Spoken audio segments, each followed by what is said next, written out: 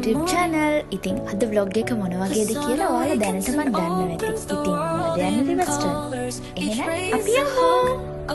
ඉතින් දැන් මම කැන්ඩි ඉඳලා මාතලේ යන ගමන් මාතලේ ඉඳලා Riverston යන බස් එක මාතලෙන් 8:00ට පිටත් වෙනවා. ඒ වගේම තමයි මාතලේ ඉඳලා Riverston වලට කිලෝමීටර් 30ක වගේ දුරක් තියෙනවා යන්න.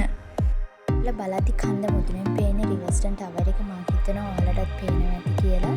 ඉතින් මෙතනට යන්න තව ලොකු දුරක් තියෙනවා. ඉතින් මේ ගමන යන අතරමඟදී මට හිතුණා Riverston ගැන ඔයාලත් එක්ක මේ තොරතුරු ෂෙයා කරගන්න ඕනි කියලා. ඉතින් Riverston කියලා කියන්නේ සංවේදී පරිසර පද්ධතියක්. ඒ වගේම තමයි පරිසර විද්‍යාඥයින් හඳුන්වන්නේ අනිත් පරිසර කලාපවලින් ස්වභාවික වෙන් වූ පරිසර කලාපයක් වශයෙන්. ඉතින් කඳුවැටියේ ආරක්ෂාව සඳහා මුලින්ම නීතිමය ප්‍රතිපාදන පැනවුවේ ඉංග්‍රීසි පාලන සමයේදී. ඒ කියන්නේ වර්ෂ 1873 දී. ඉතින් මේ කාලවකවානුවේ අඩි 5000ට ඉහළ ප්‍රදේශ රක්ෂිත වශයෙන් ප්‍රකාශ කරනවා වගේම වර්ෂ 2000 අප්‍රේල් වලදී මෙහි ජෛව විවිධත්වයෙන් වඩාත් සංවේදී හෙක්ටයාර් 17500ක් පමණ සංරක්ෂණ වනාන්තරයක් බවට පත් වෙලා තියෙනවා. ඒ ස්වආරක්ෂක කලාපයක් වශයෙන් තවත් බිම් තීරුවක්ද වෙන් වෙලා තියෙනවා. ඒ වගේම මෙම සංරක්ෂණ වනාන්තරය ප්‍රකාශ කරුණේ 1907 අංක 16 දරන කැලෑ ආඥා පනතට අනුවයි. ඉතින් මෙතනදී ඔයාලට පුළුවන් ඔයාලා Riverston වලදී බලන්න යන තැන් වලට කොච්චර දුර ප්‍රමාණයක් තියෙනවද කියලා දැනගන්න. ඉතින් ඒ අතරින් ප්‍රධාන වශයෙන් බඹරකිරියාල Riverston ටවර් එක, මානිගල, සේරැල්ල, මොරගහකන්දේ ජලාශය වැනි ප්‍රධාන වශයෙන් ඔයාලට ගොඩක් තැන් Riverston ආවම දැක බලා ගන්න පුළුවන්. ඉතින් අපි ඉස්සෙල්ලාම ආවේ Riverston ටවර් එක බලන්න. ඉතින් Riverston ටවර් එක බලන්න යන එන්ට්‍රන්ස් එක තමයි මෙතන තියෙන්නේ. ඉතින් වාහන මෙහෙන් පාක් කරලා යන්න ඕනි. ඉතින් මෙතන ඉඳලා ටවර් එක බලන්න යන්න මීටර් 200ක් වගේ පයින් යන්න ඕනේ උඩට.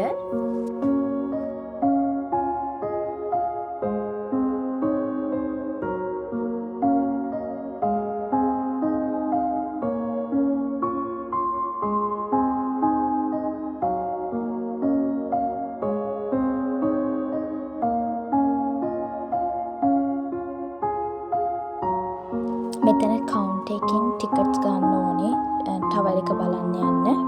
ඇත්තටම ක්ලියර් වෙදර් එකක් තියෙන නිසා මම හිතනවා ඔයාලට ගොඩක් දේවල් දකින්න පුළුවන් වෙයි කියලා. ඉතින් මෙම සංරක්ෂණ වනාන්තරය තුළ පෞද්ගලික ඉඩම් සහ වෙනත් රජයේ ඉඩම් හෙක්ටයාර් 2000ක් පමණ තියෙනවා. ඒවා ක්‍රමයෙන් සංරක්ෂණ දෙපාර්තමේන්තුවට පවරගෙන තියෙනවා. එමෙන්ම සම්පූර්ණ කඳුවැටියම ජෛවගෝල රක්ෂිතයක් වශයෙන්ද නම් කරලා තියෙනවා.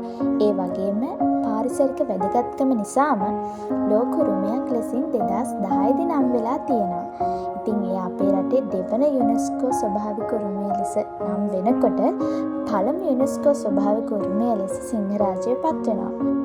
තවත් විශේෂ දෙයක් තමයි අපේ රටේ කිසිම ප්‍රදේශයක දැක ගැනීමට නොලැබෙන සොබා සුන්දරත්වයක් විදහා පෙන්වන අන්දමේ භූ විෂමතාවයක් මෙහි පිහිටා තිබීම. ඉතින් දුම්බර කඳුවැටිය ඊසාන දිග සහ නිරිත දිග මෝසම් සුළං හමන දිසාවන්ට ලම්බකව පිහිටා ඇති නිසා මෝසම් දෙකින්ම මේ වනාන්තරයට වර්ෂාව ලැබෙනවා. ඒ වගේම නිරිත දිග මෝසමින් බටහිර බෑවුමට තදවැසි පතිත වෙනවා වගේම මෙහි ප්‍රධාන වර්ෂා ඍතුව ඊසාන දිග මෝසම වෙනවා.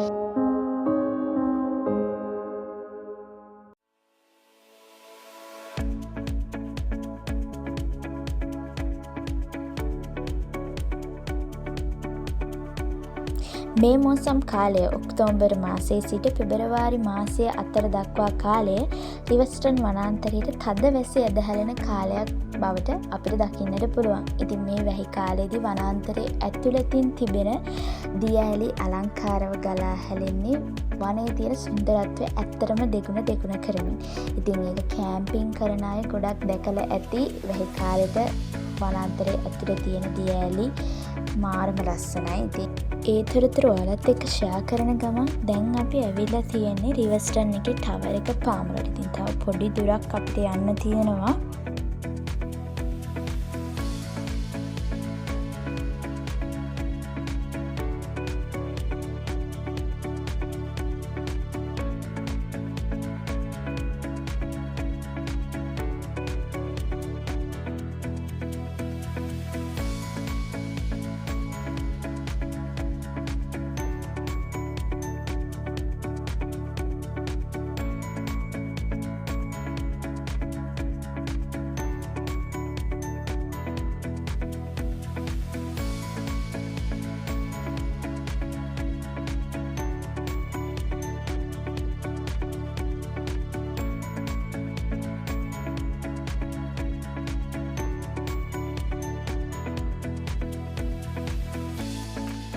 ඇත්තටම කන්ද මුදුනට ආවහම පහළ මාර ලස්සනට පේනවා.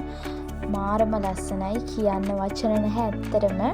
ඒක ඇවිල්ලාම තමයි බලන්න ඕනේ. ඉතින් ඔයාලටත් මම කියන්නේ මේ පරිසරය රකිමින් විඳින්න කියලා.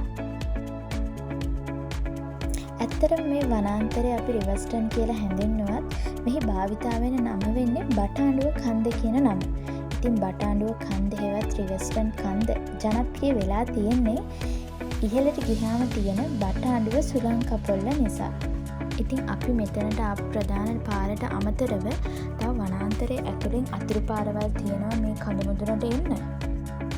ඉතින් මේ රිවර්ස්ටන් කඳු මුදුනට ආවහම අපිට මානිගල වගේම දුම්බර කඳුවැටියේ සුන්දරත්වය සමගම ඇටන්වල ගම්මානයත් හොඳින් දැක බලා ගන්න පුළුවන්. ඒ වගේම තමයි දූවිලි පොඩක්වත් නැති මේ ප්‍රදේශයේ තියෙන සිසිලසින් ඔබගේ ගමන් විඩාව තුරන් කරනවා වගේම සීතල සිසිල් දිය ධාරාවලින් මෝනසේ දුවම දැනෙන සමීපයේ වචන වලින් විස්තර කරන්න බෑ.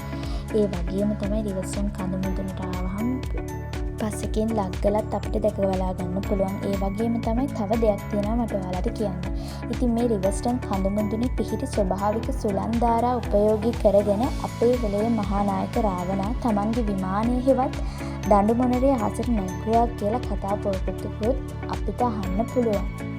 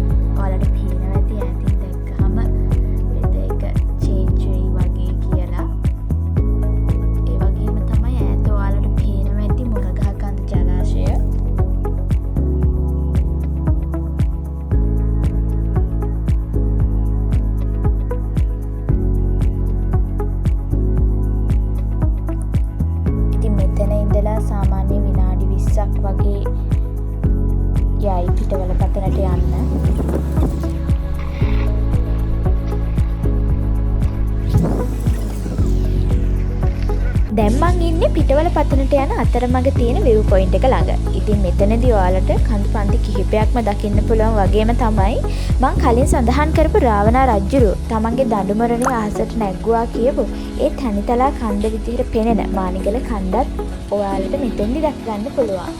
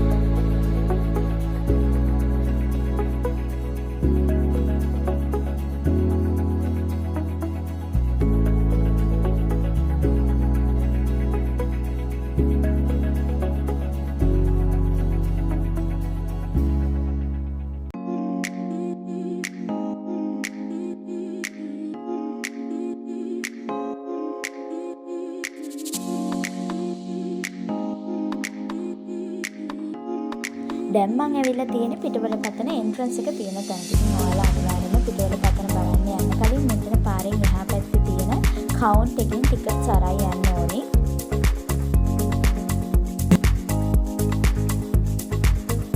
ඉතින් ඔයාලා රිවර්ස්ටන් එනවනම් අනිවාර්යයෙන්ම බලන්න ඕනි තැනක් තමයි පිටවල පතන කියන්නේ. පිටවල පතන වියලි කලාපයට තමයි අයිති වෙන්නේ. ඒ වගේම තමයි කන්දේ පැති දෙකේ තියෙන දේශගුණික තත්ත්වයන් දෙකක්. ඉතින් මේ සේරම පාලනය වෙන්නේ දුර්ගය හරහා හමන හුලම් ප්‍රමාණය හින්දා. ඉතින් ඔයාලා ඇවිල්ලාම තමයි මේ දැනගන්න ඕනේ.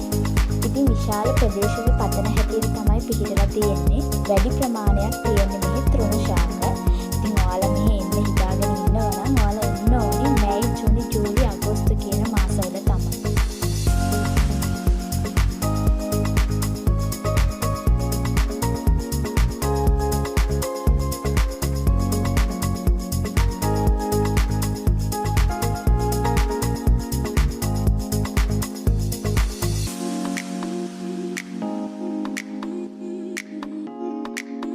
මේ තමයි ඔයාලට පිටවල පතනට ආවහම බලා ගන්න ලැබෙන view එක. ඒ වගේම තමයි මට ඔයාලට තව දෙයක් කියන්න තියෙනවා. ඒ තමයි මේ පිටවල පතන කියන නම හැදිලා තියෙන්නේ කොහොමද කියලා. ඉතින් ඈත අතීතයේ හිටිය රජවරුන් වැරදිකරුවන් මෙම ප්‍රදේශයට පිටුවහල් කළා කියන මතය ඔස්සේ තමයි පිටවල පතන කියන නම හැදිලා තියෙනවා කියන්නේ. ඉතින් ඒ වගේම තමයි පිටවල පතන කියන්නේ හෝටන් තැන්නට සමාන දේශගුණික සහ පාරිසරික පද්ධතියක් තිබෙන ප්‍රදේශයක්. ඒ වගේම තමයි ඔයාලා මීට කලින් හෝටන් තැන්න විතරනේ ලෝකාන්තයක් දැකලා තියෙන්නේ. ඒ වගේම තමයි මෙහෙට ආවහම ඔයාලට තවත් ලෝකාන්තයක් දැකවලා ගන්න පුළුවන්.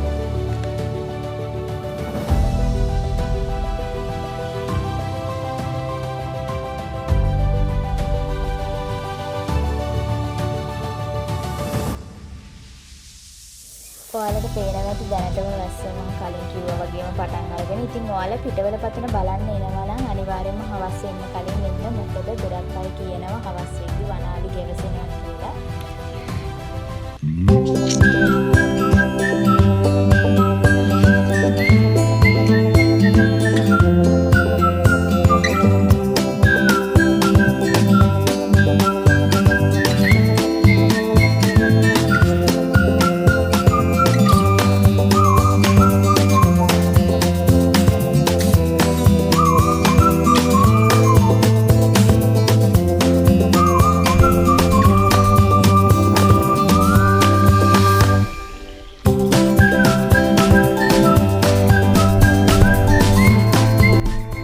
වචන වලින් කොච්චර විස්තර කරත් මේ සුන්දරත්වය විඳින්න ඔයාලත් එකම එක පාරක් හරි රිවර්ස්ටන් එන්න ඕනේ. ඉතින් මේ සුන්දරත්වය විඳින ගමන් මේ පරිසරය ආරක්ෂා කරන්නත් අමතක කරන්න එපා.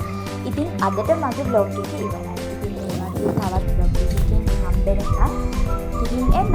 ඒ වගේම තමයි අමතක කරන්න එපා මගේ channel එක subscribe කරන්න යන්න.